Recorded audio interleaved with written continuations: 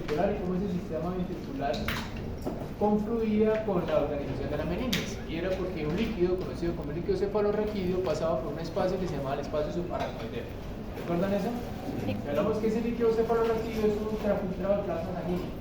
Y más adelante vamos a hablar de todo ese sistema ventricular. Solo que como hablamos del sistema ventricular... ¿No llegamos al ventricular? No, ya voy para allá, porque sino que como empezamos a hablar del sistema nervioso central, pues tuvimos que mencionar la meninge.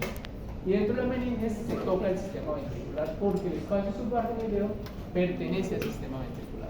Pero vamos a tener una clase dedicada solo al sistema ventricular, que es de alta importancia para todos ustedes. Entonces, ahí hablamos un poquitico de cómo esas meninges son diferentes capas y que para nosotros abordar esas capas y poder tomar las muestras de interés para un microbiólogo o un bacteriólogo, uno necesita sobrepasarlas, necesita romperlas. Y la única forma de acceso es bien sea rompiendo los grandes huesos, que es un poquito abrupto, ¿cierto? Romper el cráneo, romper las vértebras, o haciendo una función que se denomina como la función lumbar. ¿Y qué es la función lumbar? Yo traté de explicarles a ustedes lo siguiente.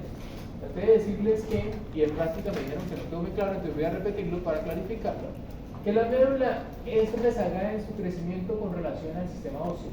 Me explico, el sistema nervioso crece mucho más rápido y se desarrolla más rápido que el sistema óseo muscular. Por lo tanto, termina de desarrollarse a una edad temprana. Y cuando termine de desarrollarse, el sistema óseo aún no ha dejado de desarrollarse y él sigue creciendo. Entonces, al seguir creciendo, si nosotros asumimos que el sistema nervioso estaba en esta posición, él se detiene y el sistema óseo siguió creciendo. Y al seguir creciendo, pues nos queda un espacio. ¿Me dice entender? Y ese espacio es simplemente líquido y los nervios lo bajan como ramificaciones. Y eso es lo que nosotros llamábamos como la cola de caballo, un grupo de ramas del sistema nervioso periférico que me va a permitir a mí una discursión del líquido cefalorraquídeo alrededor. Entonces, como las raíces de un árbol que cae o de un manglar. ¿Han visto qué es un manglar? Sí. Los árboles que tienen esas raíces grandes que entran al mar. Ok, es eso, son un montón de raíces.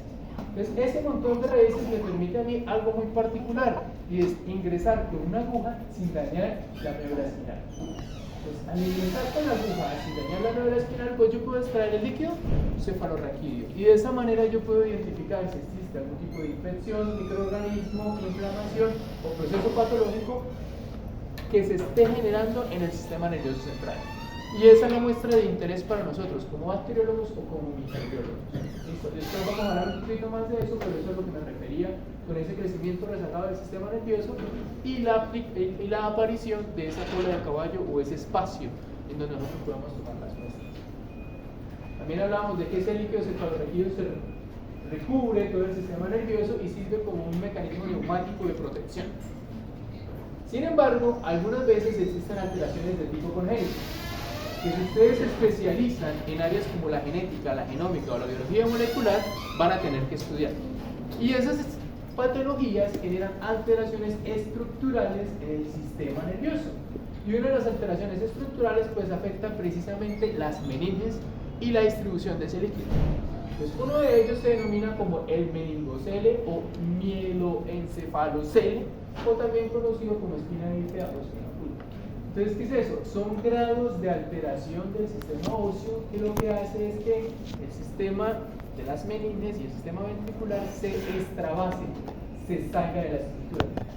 Y eso es lo que uno observa. Entonces uno observa bien sea una estructura ósea no conformada que ante cualquier movimiento o lesión puede generar una perforación del sistema ventricular, de las meninges, o bolsas que aparecen como características de la producción de ese sistema ventricular. Que son conceptos patológicos que son importantes identificar. Y esa es la razón por la cual nosotros muchos de ustedes, si se van a especializar en genómica o genética, van a hacer pruebas antes de que el feto nazca. Porque la intención es identificar ese tipo de alteraciones congénitas que afectan la progresión en la vida de un niño. Un niño con un meningocele o mielomeningocele bastante agresivo, pues no es compatible con la vida. Y lo que se espera es que uno pueda hacer diagnóstico antes de que se desarrolle y detener el parto. ¿Me dice entender? Muy bien. Ahí están las tres: espina bífida oculta, mielingocele y mielomeningocele. Depende del grado de progresión o de agresividad, pues va a ser la patología. Estos son simplemente datos o tips que yo les digo a ustedes para que se sientan un poquito más estimulados y entiendan el porqué, la importancia de entender la anatomía y la fisiología. No es que yo se los vaya a preguntar en un parcial teórico o práctico, ¿no? A método informativo y a método que ustedes tengan en cuenta, la médula, recuerden que hablábamos de que tiene un montón de fibras que vienen o que tienen su soma a nivel de la corteza, ¿recuerdan eso? Y esas fibras pueden tener distribución en dos sentidos. Fibras aferentes, es decir, todo lo que se percibe en la periferia ingresa al sistema nervioso, o fibras eferentes. Y esa es la lista de las más generales que nosotros tenemos. Es amplia, ¿cierto? Y si ustedes la ven, se distribuyen en un segmento medular que tiene menos de 2 centímetros cuadrados. Entonces, imagínense lo que puede ocurrir con una lesión. Si yo corto un fragmento de la médula, si porque voy en la calle con un arma cortopunzante alguien intentó robarme y atravesó un poquitito de esa médula, cualquiera de esos tractos, bien sea aferentes o eferentes, puede verse afectado. Algunos de ellos tienen origen periférico, otros de ellos tienen origen central. ¿Me explico? Si lo que yo quiero es hablar, ¿en dónde creen que se origina la señal? ¿A nivel central o a nivel periférico? A nivel central. Entonces la vía va a ser como eferente. ¿Claro son eso? Sistema de comunicación, vía eferente. Si yo siento frío porque estoy debajo del aire acondicionado, es aferente, ¿cierto? Si la luz se fue y yo no veo nada, aferente. Aferente, porque es vía visual. Pero si yo estoy ahí quieto, ¿a ustedes no les ha pasado que cuando están ustedes están en la casa, ¿cierto? Si ustedes conocen cada centímetro cuadrado de la casa de ustedes, y se va la luz a medianoche, ustedes les dio ganas de hacer chichi, y no hay luz, ¿qué es lo primero que hacen? Tacto. Palpar, sí. ¿Cómo se llama esto? Tacto. ¿Saben cómo se llama eso? Palpar, ¿no? El tacto. Eso se llama propiocepción. Ah. La capacidad de sentir nuestro cuerpo en el espacio. Y eso puede ser consciente o inconsciente. Y es inconsciente fácilmente porque yo me puedo parar, mirar aquí, dar la vuelta y si se dan cuenta me puse mi pie en la grada sin tener que pensar. Voy a poner el pie en la grada. Y es inconsciente porque ustedes si se dan la vuelta rápidamente y viene el compañero que está ahí al lado, ustedes lo van a hacer así para no golpearlo. A menos de que sean mala gente, ¿cierto? Entonces eso es consciente o inconsciente. Y mucha de nuestra propiocepción es inconsciente. El hecho de tener las gafas puestas y no olvidarse que las tienen puestas, como yo les decía en el ejemplo, ¿verdad? Y eso se da, ese tipo de propiocepción se da gracias a las bits. Vamos a ver solo dos pares de ellas. ¿Ya? No vamos a ver toda esa lista que está ahí. Y son aquellas que nos dan a nosotros un ejemplo de lo que es aferente y lo que es Eferente. Una de las vías que vamos a ver es esta vía que está acá, que se conoce como la vía córtico-espinal. Entonces, ¿a qué se refiere córtico-espinal? De la corteza. Que va de la corteza a la médula espinal. ¿Es aferente o eferente? Eferente. Es eferente, exacto. ¿Listo? Y lo utilizo como ejemplo porque es una vía muy común y es una vía que uno la ve múltiples veces afectada. Y es la vía que usualmente es visible en personas que tienen accidentes cerebrovasculares por X o Y motivo, estrés, hipertensión, cualquier cosa, y ustedes la ven con parálisis periférica. Entonces, han visto que hay personas que tienen una cosa que se conoce como hemiparexia o hemiplegia, es decir, la mitad del cuerpo paralizado. Pero es la mitad del cuerpo después de la cara, o sea, la cara no se paraliza. ¿Alguna vez se ha cuestionado por qué? O al contrario, si tiene la mitad de la cara izquierda paralizada, es el hemicuerpo derecho. Entonces ahí viene un concepto, y es el concepto que yo quiero, por eso utilizo esta vía, y el concepto se llama concepto de decusación. Decusación. Entonces, ¿qué es la decusación? La decusación es el cambio de trayectoria de un lado al otro. Entonces, si miramos esta vía, miren acá, se llama córtico espinal, ¿cierto? ¿Inicia en dónde? En la corteza cerebral. Y la corteza cerebral tiene funciones, y una de las funciones que tiene ella es que es la que es capaz de iniciar el ciclo motor. ¿Listo? Entonces hay áreas en la corteza que inician la vía motora, entonces las vamos a llamar áreas corticales motoras. Esas áreas corticales inician la vía de señalización y envían las fibras, ¿cierto? La envían, pero entonces aquí la está enviando ¿qué hemisferio? ¿El derecho o el izquierdo? El izquierdo. Derecho, si me paro mirándolo a ustedes, ese es mi lado derecho, Ah. ¿cierto? Entonces lo envía el hemisferio derecho. El hemisferio derecho la envía y mire, pasa por el tallo cerebral derecho. Pasa por estas estructuras que están acá, se llaman el mesencéfalo, ¿lo recuerdan? Esto que está acá se llama el puente, ¿lo recuerdan? Y aquí llegamos al bulbo. Y el bulbo es el inicio de la médula, ¿recuerdan? Ahí hay unas estructuras que se llaman las pirámides. Las pirámides son las dos primeras prominencias del bulbo. Esas pirámides, ya las vamos a ver ahora, permiten la decusación de la vía, es decir, pasa del lado derecho hacia el lado izquierdo. ¿Vamos bien? Entonces, a partir de ahí, esa vía piramidal va como decusada, o sea, va Al opuesta. lado contrario. ¿Bien? Después de las pirámides. La pirámide decusa la vía, la cambia de sentido, pasa de derecha a izquierda. Entonces, si yo tengo un accidente cerebrovascular en el hemisferio derecho, ¿cómo se ve mi hemisferio izquierdo? Perdón, mi cuerpo izquierdo. Paralizado.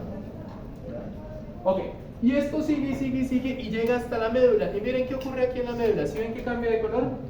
En la neurona nosotros siempre la señalamos como una bolita el soma y una flechita el axón. Entonces, aquí se me agotó esa neurona y hizo sinapsis con una segunda neurona. ¿Y lo está haciendo en dónde? ¿En la parte posterior o en la parte anterior de la médula? Posterior. En la anterior. Mira la H, las astas. Esto, la de atrás es posterior y la de adelante es anterior. Entonces, hace sinapsis en la neurona ubicada en el asta anterior. Y de ahí pasa al sistema periférico. Entonces, si yo estoy pensando en alzar mi brazo, lo hago con qué hemisferio? Izquierdo. Este es el brazo derecho, ¿lo hago con qué Izquierdo. hemisferio? ¿Bien hasta ahí? Si yo tengo una lesión de la médula hacia arriba, ¿qué neurona estoy afectando? ¿Primera o segunda neurona? De la médula hacia arriba, ¿primera o segunda neurona? Mire, la primera tiene origen en corteza y llega hasta el asta anterior. ¿Estoy afectando qué neurona si tengo una lesión en médula o en el céfalo? La primera neurona, ¿cierto? ¿No? ¿Otra vez? Sí. Listo. La primera neurona, la neurona es una, acuérdense que es una célula que tiene un soma que está ubicado en la sustancia gris, ¿cierto? Aquí nuestra sustancia gris es la corteza y ella envía un axón que viaja hasta que hace sinapsis con una segunda. En este caso, la segunda neurona la encuentra en el asta anterior y de ahí viaja por el sistema nervioso periférico al músculo. ¿Claros? Muy bien. Si yo tengo una lesión a nivel de la médula, a nivel de las pirámides, del bulbo, del tallo, de la corteza, ¿cuál neurona se me afectó? La primera. La primera, la presináptica. ¿Bien? La primera se considera sensorial. No, todo esto es vía motora, esto es vía diferente. Toda la vida completa es motora. La segunda neurona viene ¿desde dónde? Desde el asta anterior hasta el resto del cuerpo. ¿Vamos bien? Listo, ok. Vamos a asumir, y esto es algo muy común para que ustedes vean, vamos a asumir que yo tengo un accidente cerebrovascular en mi hemisferio izquierdo, es decir, me caí, me golpeé y algo me pasó. ¿Ven? ¿Qué se me afectó? ¿Primera o segunda neurona? Primera. Primera neurona. Entonces, síndrome de neurona superior, de primera neurona, me genera a mí una reacción exagerada. Entonces genera algo que se conoce como una hipertonía, una hiperreflexia. ¿En dónde va a estar? Si es en mi izquierdo, ¿qué hemisferio qué mi cuerpo se me va a afectar? ¿El derecho o el izquierdo? Derecho. El derecho. ¿En dónde se decusó?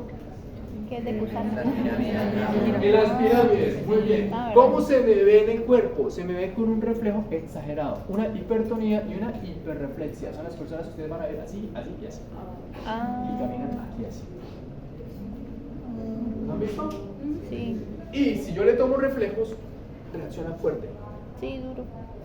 Muy duro. Ay, me pegó. Entonces, ese es el síndrome de neuromotora superior. El sistema está exagerado. Caso diferente sería si yo voy, no sé, accidente en motocicleta y tengo una fractura a nivel vertebral, no sé, cervical. ¿Ya? Entonces estoy afectando primero la segunda neurona. Segunda.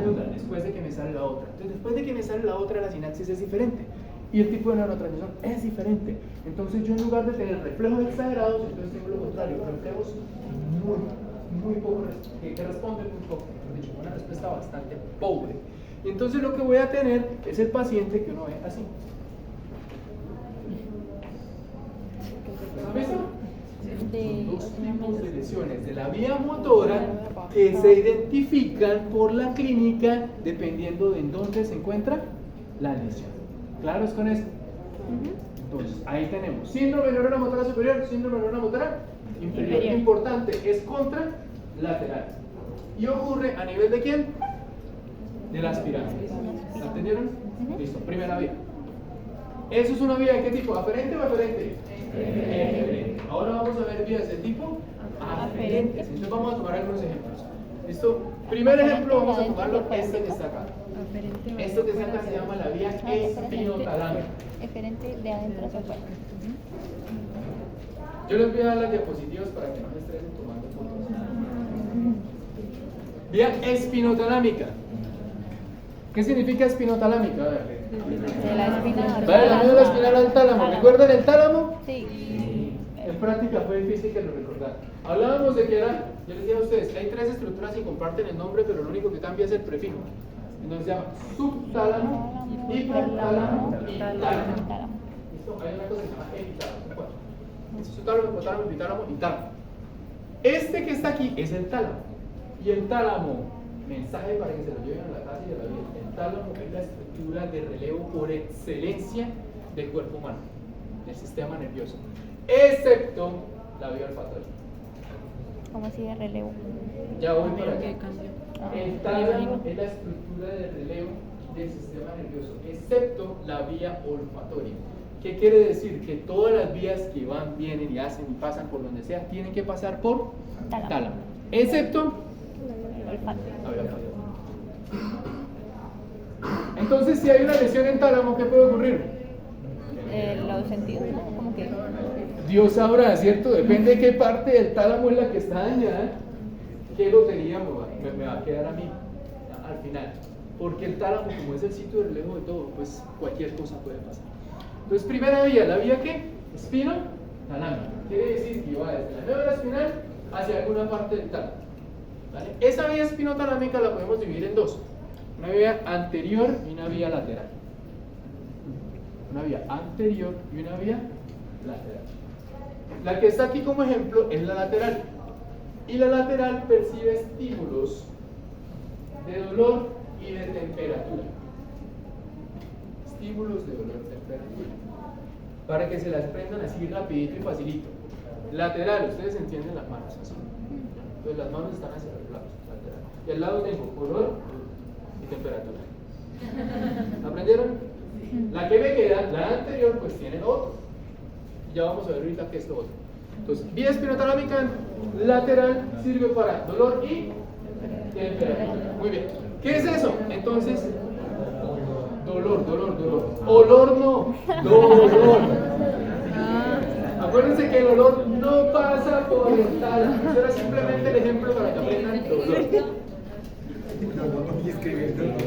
Ojo, chicos, atención porque tenemos que volar para que nos alcance la hora. Entonces, dolor y temperatura quiere decir que tengo a nivel periférico unos receptores que responden a dolor y unos receptores que responden a temperatura. Ustedes van a ver histologías que se llaman el de dolor, terminaciones nerviosas libres, el de temperatura se llama Krauss o Pacini, dependiendo si es frío o calor. Krauss es frío, Pacini es calor. ¿Ya? Esos receptores me dan una señal que me estimulan la primera neurona. Recuerden que hasta el momento vamos haciendo sinapsis, ¿cierto? ¿En dónde se encuentra la primera neurona? A nivel periférico. Entonces la tienen allá en la punta del dedo gordo del pie izquierdo, la tienen aquí el borde de la rodilla, la tienen aquí en la punta del dedo índice, la tienen en todo lado. Esas neuronas se distribuyen por todo el cuerpo. ¿Recuerdan las figuritas de humanos con diferentes colorcitos? ¿Para dónde iba cada neurona? Muy bien. Entonces ya van por todo el cuerpo. Reciben ese estímulo de esos receptores y su soma está ubicado en la raíz posterior. ¿Lo recuerdan también cuando vimos el segmento neural? Esa es la neurona sensitiva, que se llama pseudonipolar. Y esa neurona viene y hace sinapsis con la segunda neurona. Esto sí no lo hemos visto. Esa segunda neurona está en qué asta. ¿Listo? Y miren, déjame la mano. Miren qué pasa aquí. Del asta posterior, ¿hacia dónde pasa? Hacia la anterior. Al cordón anterior derecho. O sea, hay una ¿qué? ¿Cómo se dice? Degustación. ¿En qué segmento? Exactamente en el mismo por donde entra la vía. ¿Me hice entender? Aquí no hay decusación en pirámides. ¿En dónde cambia? En el mismo lugar por donde llega la neurona. Entonces, si recuerdan, nosotros hablábamos de que este dedo tenía la neurona entre C5 y T1, ¿recuerdan? Y vimos ahí un poco de sistema nervioso ahí. Entonces, este viene aquí y llega ¿a dónde? A C5 o a T1. Entonces, C5 es mi última vértebra, perdón, una de mis últimas vértebras. Entonces, C5, C6, C7, C8, ¿recuerdan? Y T1. Entonces, las neuronas de aquí vienen y me hacen sinapsis acá. Y llegan acá, y una vez están acá, ¿qué hacen? Pasan acá. Y ascienden por este lado. Entonces, si yo tengo una lesión aquí, pierdo sensibilidad acá, no acá. ¿Bien? ¿Entendido? Perfecto. Entonces, decusa ¿en dónde? En el mismo segmento. Y sube. ¿Hasta dónde? Hasta el tálamo. ¿Y qué encuentra en el tálamo? Miren, ¿qué encontró ahí? Otra neurona. Entonces, aquí ya no estamos hablando de dos neuronas, estamos hablando de ¿cuántas neuronas? Tres. Y esta neurona pasa del tálamo a corteza. Entonces, si voy del tálamo a corteza, ¿cómo me llamo? Tálamo cortical. Entonces, esta es la vía que dijimos espino-talámica. Y este que tiene aquí está percibiendo solo señales de tipo dolor y temperatura. Entonces la llamamos espinotalámica lateral. La otra, la anterior, es exactamente lo mismo, con la única diferencia de que no decusa acá, sino decusa acá, en el mesencéfalo, y se llama anterior. ¿Vale? Y ella percibe tacto y presión. Tacto y presión. También tiene las tres mismas neuronas, también pasa de nuevo por tálamo y también llega a corteza. Tacto y presión. ¿Listo? En mesencéfalo. A nivel del tallo cerebral, pueden decir, ¿listo? Profe, la primera neurona es la de moradito, ¿cierto? O sea, la que va a No, estar... la primera es esta, porque acuérdate que esta es una vía de qué tipo. Aferente. Inicia afuera y asciende. ¿Listo? Hay otras dos vías que se van a llamar la vía de Gracilis y de Cuneatus. En el bulbo tenemos otras dos estructuras que se llaman tubérculo de Gracilis y tubérculo de Cuneatus. Son importantes por lo siguiente. Resulta que Gracilis percibe lo que es tacto discriminativo y vibración consciente. ¿Entienden eso? A ver, desglosemos las palabras. Tacto discriminativo, ¿qué quiere decir eso? Muevan el dedo pequeñito del pie derecho. ¿Cómo se llama eso? Tacto discriminativo. ¿Cómo discrimino yo que estoy sintiendo en ese dedo pequeñito? En ese momento todos fueron conscientes del dedo chiquito del pie derecho, ¿sí o no? ¿Antes lo fueron? No. Incluso algunos los zapatos están como apretados. Y ahora empezaron a molestar con las medias. Eso es tacto discriminativo. ¿Aprendieron qué es tacto discriminativo? Sí. Vibración consciente. Pues ustedes van en un carro y van acelerando el carro, ustedes sienten vibración. Eso es vibración, es sentir. Recuérdense que el sistema nervioso está ahí para percibir sensaciones. ¿Ya? Entonces, dime. ¿Qué diferencia tiene con la propiocepción? Mucha, porque propiocepción es que tú sabes que tu piecito está aquí o está allá. Eso es que yo lo siento. ¿Cómo? Tú sientes la posición, que es diferente. Aunque hay personas que lo tienen dañado, van caminando y a toda hora es ¡pac! Ok, ojo. Eso son dos vías, ¿cierto? Hay una vía que se encarga de percibir extremidades inferiores y hay una vía que se encarga de percibir extremidades superiores. ¿Qué perciben? Tacto discriminativo y tacto discriminativo y vibración. ¿Listo? ¿Claros hasta ahí? ¿Cuál es cuál? Pues son dos. Una se llama Gracilis y la otra se llama Cuneatus. Lo vamos a llamar fascículo cuneiforme, fascículo de Gracilis. ¿Miren quién va para extremidades inferiores? Gracilis. ¿Quién va para extremidades superiores? Cuneatus. ¿Vale? ¿Qué ocurre con ellas? Ojo acá, miren, ellas llegan y ascienden ipsilaterales y a nivel del bulbo raquídeo decusan, cambian de vía. ¿Y a dónde llegan? Al tálamo. ¿Y a dónde van? A la corteza. Exactamente iguales que esta, pero la diferencia es que hay una para miembro inferior, otra para miembro superior y están decusando en el bulbo. Señora, ¿qué preguntó? No, pirámide es que dijimos que era. ¿Vía de qué tipo? Aferente. Pues, que es eferente. Esta vía es Aferente. y si es aferente necesita otra cosa. ¿Listo? ¿Cuál es la posibilidad de clase que está Sí. Cuneatus. Cuneatus. O cuneiforme. Y los que faltan, ¿vale? Esos son los ejemplos de las vías de señalización. ¿Listo? No vamos a ver más vías. ¿Ya? Hasta ahí. La lista que vieron antes, ese es un ejemplo de todas las que hay, pero hay mucho más. Aquí ya pasamos al siguiente tema, que es tallo cerebral y pares craneales. Entonces, esto hace parte del sistema nervioso. Muy bien. Entonces, este es el tallo cerebral. ¿Se les parece algo de lo que vieron en el anfiteatro? No. Sí, pero así grandote, ¿cierto? El del anfiteatro así chiquito. Entonces, él está subdividido en 3 grandes regiones por delante o 4 regiones por detrás. Entonces, por delante, ¿qué tenemos? Primero, la más alta de todas, esto que está acá, se llama mesencéfalo. ¿Recuerdan? Mesencéfalo. Tallo cerebral tiene 4 estructuras. La más alta de ellas es el mesencéfalo. Segundo, la que parece una barriga así gigante, es una protuberancia. O puente. Tercera, la que está más abajo de todas, el bulbo raquídeo. O médula oblongada. Entonces la literatura va cambiando, ahora se le conoce más como médula oblongada. Exacto. ¿Listo? Esto es por la cara ¿qué? Anterior. Me voy por la cara Posterior. Este es el mesencéfalo. Esta es la médula oblongada o bulbo raquídeo. Y esto que estaba aquí, donde es el puente, ya no puede ser el puente porque estoy detrás de él. Lo que es el cuarto ventrículo. Vamos a ver sistema ventricular después, pero aquí ya lo conocen. Cuarto ventrículo. ¿Y qué es el cuarto ventrículo? Es un espacio entre el puente y el cerebelo. Lo que nosotros vamos a ver atrás en nuestras muestras es eso, el cerebelo. Si yo corto el cerebelo, entonces veo el cuarto ventrículo. Ok, ¿qué son los pares craneales? Son todos estos nerviositos que salen acá. ¿Cuántos son? 2. Y ustedes van a ver en la literatura que los 12 los enmarcan así.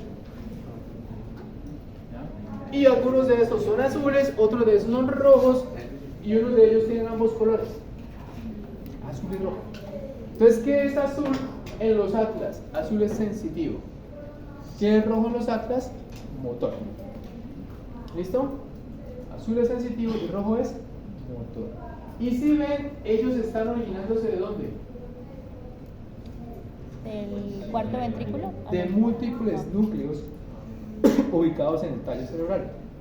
Múltiples. Algunos están en donde? En el mesencéfalo, otros están a nivel del cuarto ventrículo y otros están a nivel del bulbo raquídeo. No vamos a ver eso, no nos interesa. ¿Listo? Pero vamos a describir la función de ellos y cuáles son las características principales. ¿Por qué?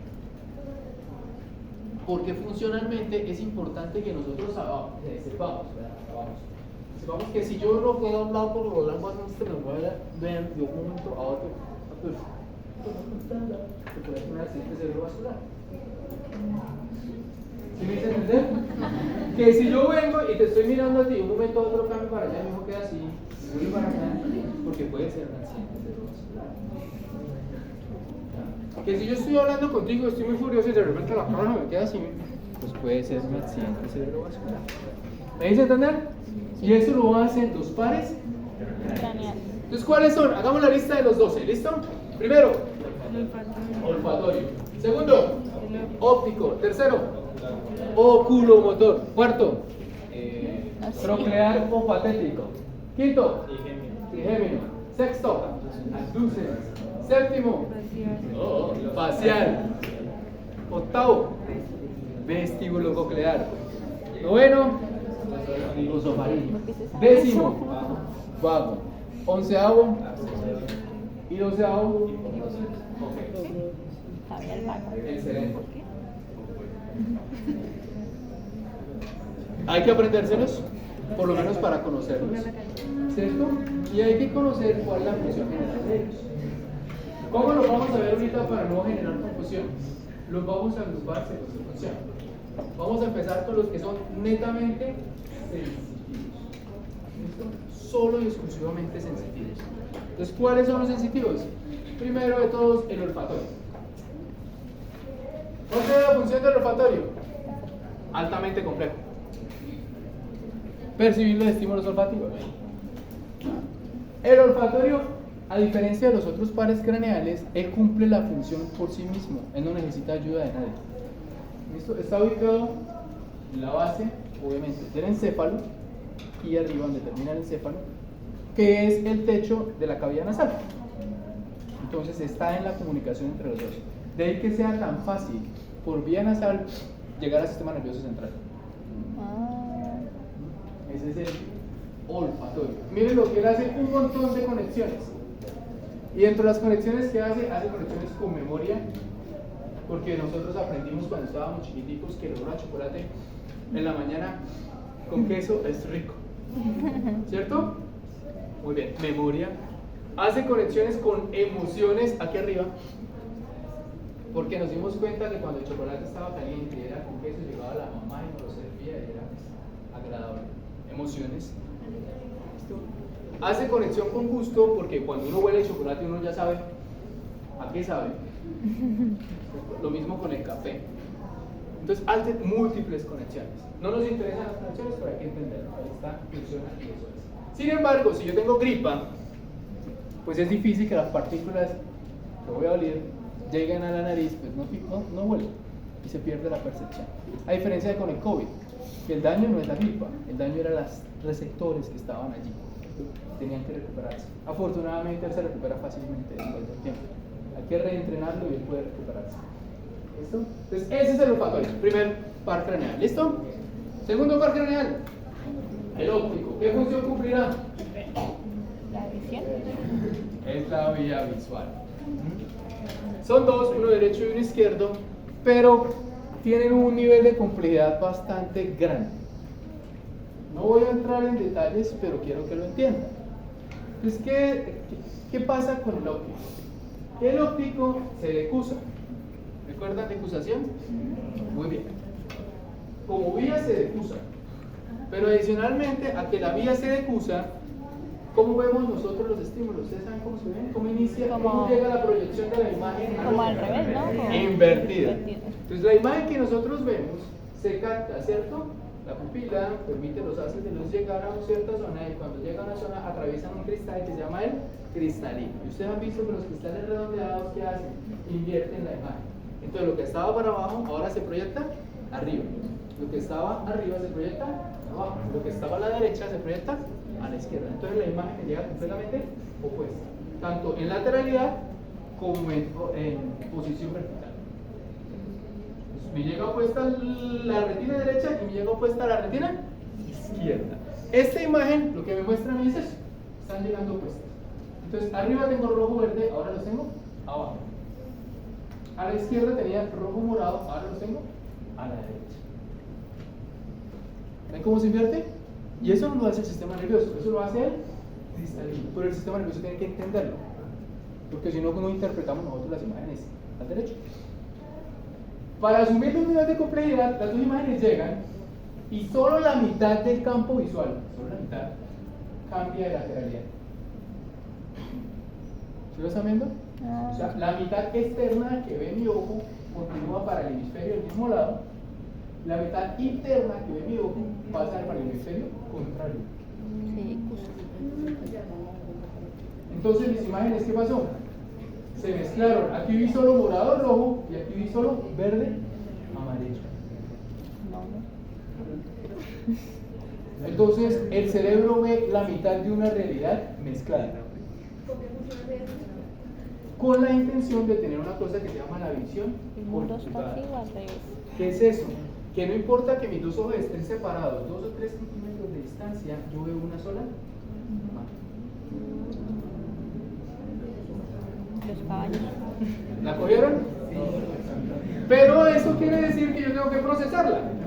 De ahí que algunas cosas ocurran y a mí me tomen 0.2, 0.00, yo no sé cuántas milésimas en interpretarlas. Entonces lo que nosotros estamos viendo es un rezago de la interpretación de nuestra imagen, o sea, estamos viendo el pasado.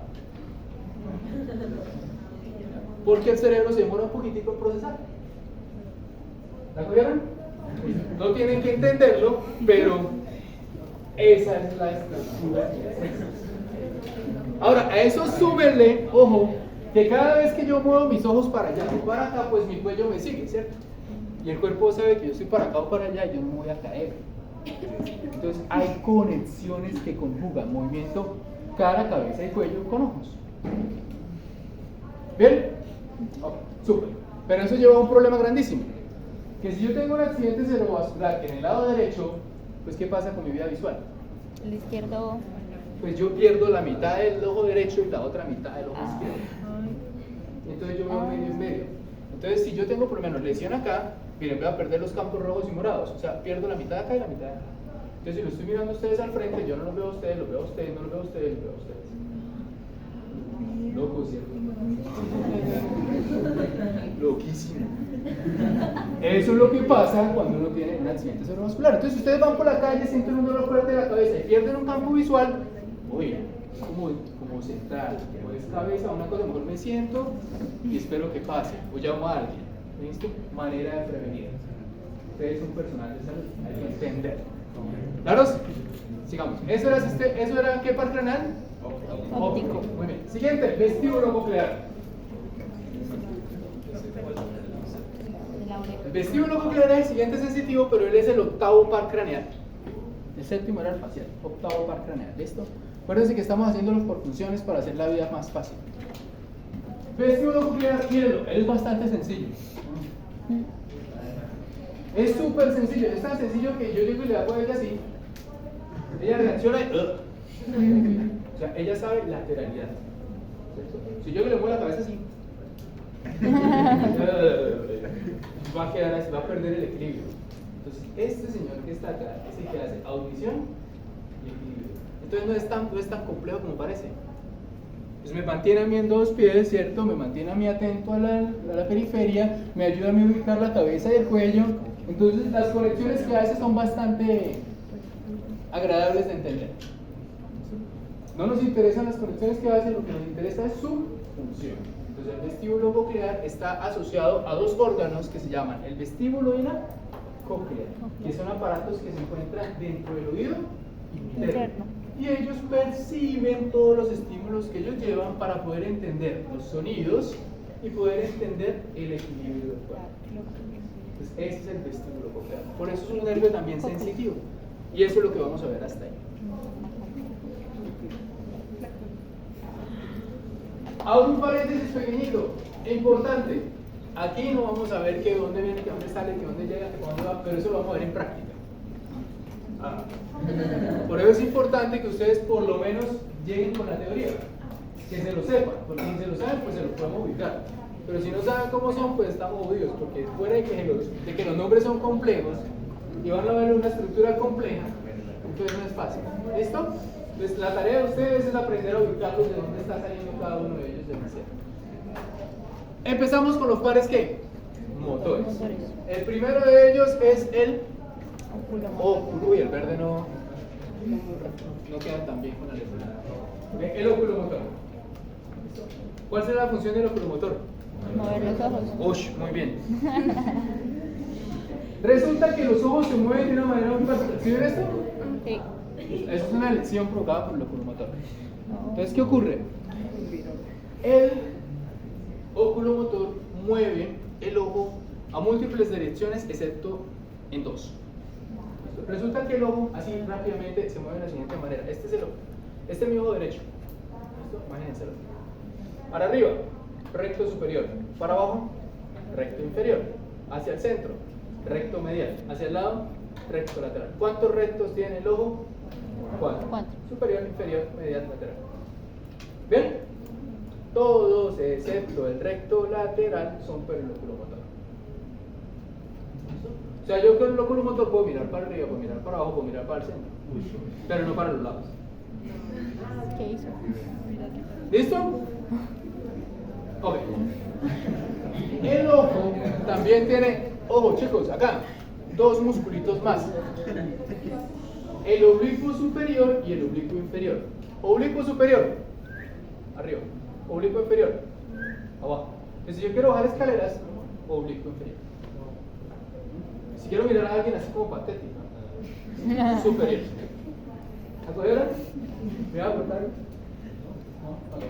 Superior, inferior. ¿La cogieron? Muy bien. Oblicuo superior. Ojo. Ahora me olvidó. Oblicuo superior es por otro músculo diferente al locomotor. El oblicuo inferior es por el locomotor. Entonces, esas son las diferencias.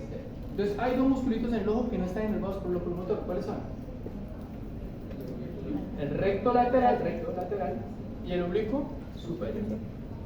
Bien, si yo tengo una lesión, ¿qué ocurre? Que ninguno de mis músculos funciona, de los que están inervados por él. Los otros dos músculos que sí son funcionales ganan. Y al ganar, pues el ojo se me va para el lado que los otros músculos mueven, hacia el lado de abajo. Por eso el ojo queda ya en esta posición. Adicionalmente, ese oculomotor se encarga de esto, elevar el párpado. Entonces, si no me funciona, ¿qué pasa con el párpado? Se me cae. ¿Listo? ¿Qué más pasa? Si el párpado lo tengo caído, ¿qué pasa con el parpadeo? Pues difícilmente, ¿cierto? Queda así, yo no lo puedo levantar muy bien. Y adicionalmente, él se encarga de hacer miosis. ¿Qué es la miosis? Contracción de la pupila. Entonces, si yo no puedo contraer la pupila, ¿cómo me queda la pupila? Dilatada. De ahí que uno de los primeros chequeos que yo hago en accidentes cerebrovasculares es respuesta pupilar. ¿Entendido? Porque la respuesta pupilar es autonómica. Si yo veo a alguien ahí, yo le voy a decir, le subo el párpado, mire para allá, mire para acá. Entonces yo hago respuesta pupilar. Si no responde, uy, algo pasa. Si responde un solo lado y el otro no, uy, puede ser un párpado. ¿Entendido? Listo, ese es el oculomotor. Siguiente, troclear.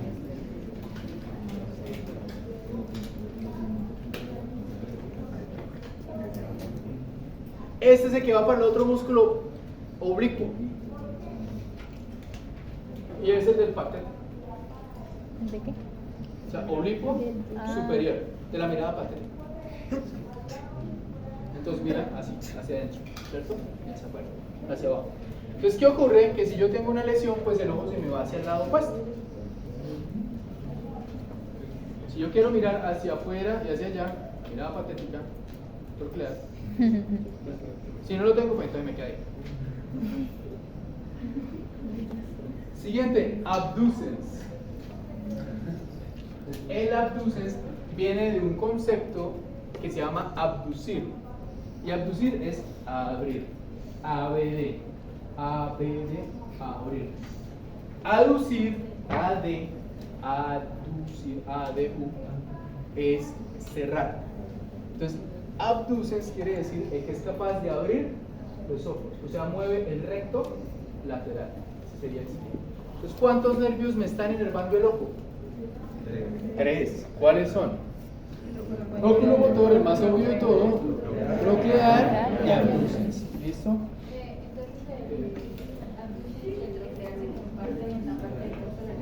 No, recto lateral es por abducens, oblicuo superior por el troclear. No, era lo ojo acá, persona normal, mira a la derecha, mira al centro, mira a la izquierda, ningún problema. Persona con problema en la abducens, mira a la izquierda, mira al centro, mira a la derecha. ¿Qué pasó con el ojo derecho? Se quedó. No fue capaz de mover el recto lateral. Entonces tiene lesión derecha. ¿Listo? Ok. Sigamos. Siguiente par craneal, el accesorio. Este es el más simple de todos. Este es el asociado par craneal y viene y inerva músculos del cuello. Entre ellos el trapecio. ¿Saben cuál es el trapecio? El trapecio es el musculito que hace esto. Y está aquí atrás. Del lado de la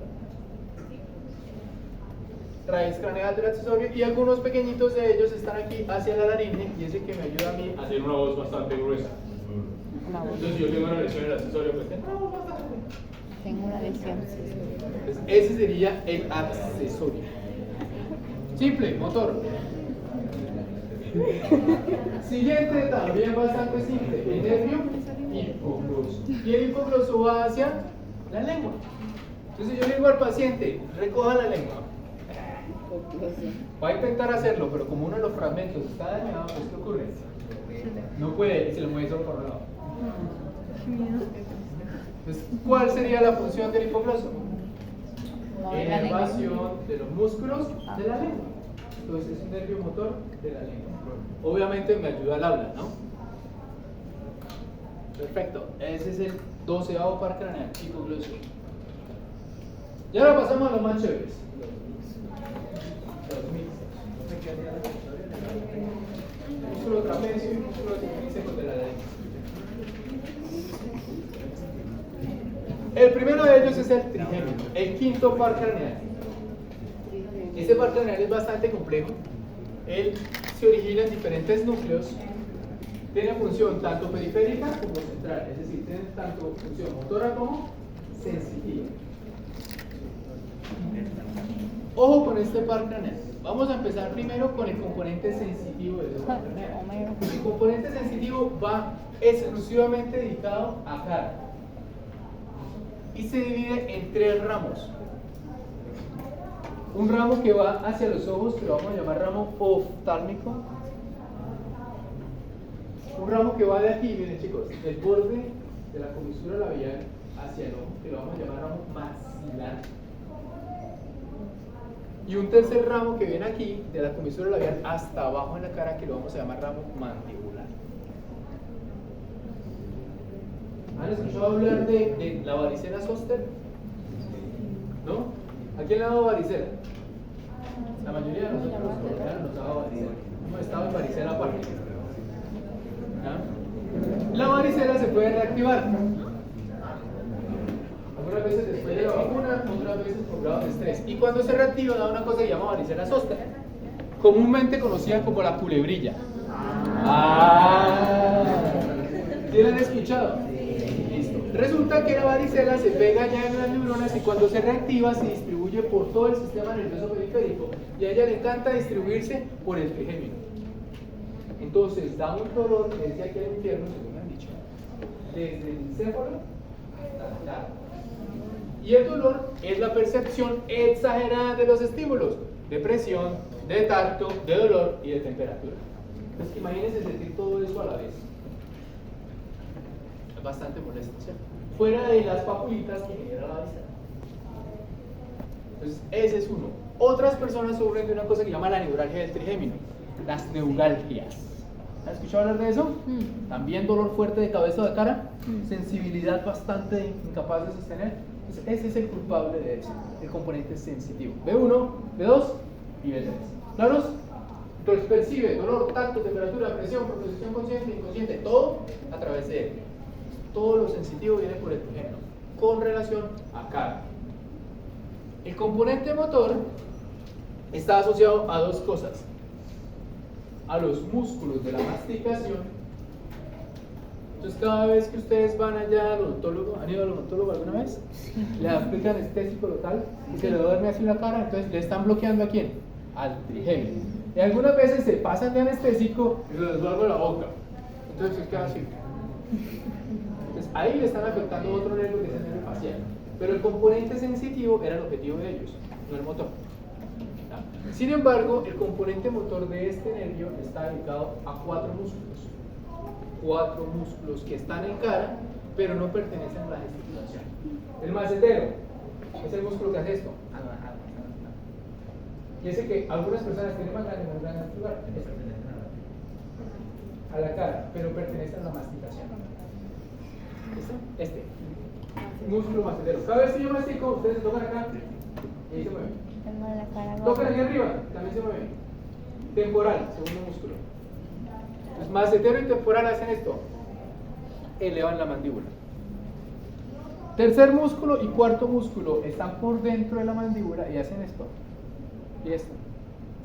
Se llaman pterigoideos, con P antes de T. Pterigoideo, medial y lateral. Pterigoideo. Pterigoideo. P antecedente. ¿Listo? Entonces, 4 músculos de la masticación. Repito: macetero, temporal y pterigoideos, medial y lateral, más la sensibilidad de carne. ¿Listo? Perfecto. Lesiones, ya hablamos de alguna de ellas. Bueno, lesiones no hemos hablado de ninguna de ellas, pero hemos hablado de algunos efectos, ¿cierto? Como la infección y la reactivación de varicela zoster. Obviamente la lesión tendría que ver con la pérdida de la sensibilidad de cara, ¿verdad? O tendría que ver con la pérdida de la capacidad de la masticación. Siguiente músculo, el nervio facial, séptimo par craneal.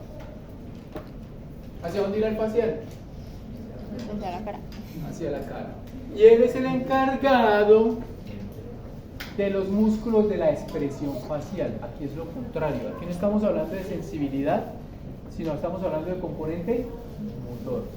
Entonces, toda la gesticulación que uno hace está aportada por este señor, por el nervio facial. ¿Ya? Adicionalmente a eso, él tiene una función autonómica que está asociada a la producción de saliva o de cerumen en las mejillas, por dentro, en la boca. Vamos a ver cuando veamos gastrointestinal un poquitico, vamos a ver que por lo menos esa saliva me ayuda a mí, uno, al habla, a la digestión, ¿ya? A la protección de la boca como tal. Entonces eso lo hace el nervio facial. Y como tercera función especial, él se encarga del gusto. Entonces él ayuda a la lengua a percibir el gusto. Entonces el facial, su componente mixto es motor de cara, secreción de glándulas salivatorias y percepción del gusto. Muy bien, lesión. Esto es muy típico. ¿Han visto las personas así? Parálisis facial. Pueden ser múltiples razones, pero una de las razones más comunes es por estrés. Y es porque el nervio facial, cuando pasa, mire, él tiene múltiples puntos donde se puede comprimir. Cuando una persona está estresada, hace esto y aumenta tensión interna. Los músculos de la expresión facial se comprimen. Y algunas personas tienen ese nervio pasando por una zona y lo tensan, y al tensarlo, ¿qué pasa? Lo estrangulan, y al estrangularlo, se paraliza. Y por estrés da una parálisis facial. Obviamente puede ocurrir un accidente cerebrovascular, donde lo que estamos hablando no es estrés, sino es algo a nivel central y afecta a la circulación. Si esa parálisis facial si es por presión, pues se puede recuperar. De ahí donde viene la terapia, la cosa se puede recuperar. Pero si es por impacto, no se puede quedar accidente cerebrovascular.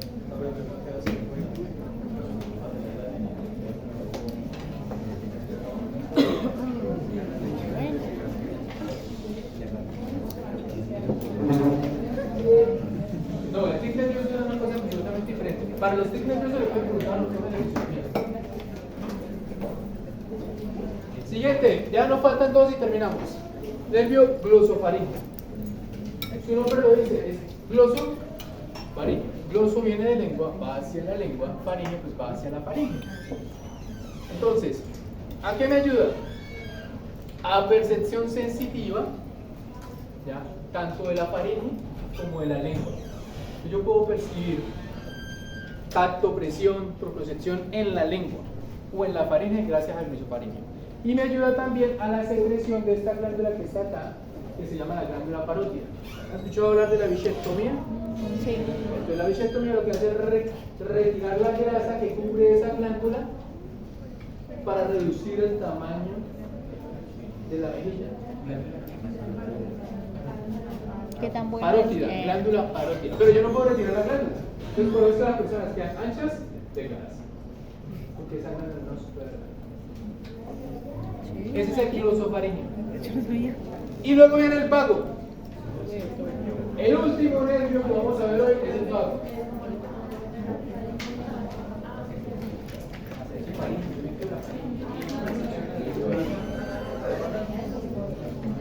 Y autónomo la secreción de la glándula parótida. El vago, chicos. Ya vamos a terminar en 2 minutos. El vago es uno de esos nervios que dijimos que es uno de los nervios más largos. Imagínenselo, él se está originando aquí, en el tallo cerebral. ¿Listo? Y él desciende.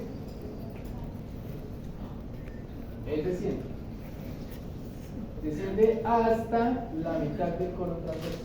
Entonces tiene que pasar por aquí, por acá, por acá, por acá, por acá, por acá, por acá, le da la vuelta a los intestinos completo, delgado. Termina, llega al grueso, asciende y llega hasta la mitad. Hasta aquí llega la última conexión del nervio vago. Es una neurona extremadamente larga. Se llama vago, pero no es tan vago como parece. Es el 10 de los pares craneales. Ese es el nervio vago. Y es netamente autónomo. Y al ser autónomo, él pertenece al componente parasimpático, que puede ser motor, pero autónomo. Movimientos gastrointestinales, movimiento cardiovascular, movimiento esofágico, movimiento intestinal. O sea, es motor, pero es componente que yo no puedo controlar. Y al ser parasimpático, recuerden que el simpático está en el momento en el que yo estoy supremamente activo y el parasimpático está en el momento en el que estoy pasivo. Entonces tiene un equilibrio entre estado de alerta y estado de calma. Ese es el nervio vago. Tiene un poco de núcleos, tiene un poco de funciones adicionales que no vamos a ver. Solamente vamos a determinarlo como concepto. Y listo, muchachos, ahí terminamos.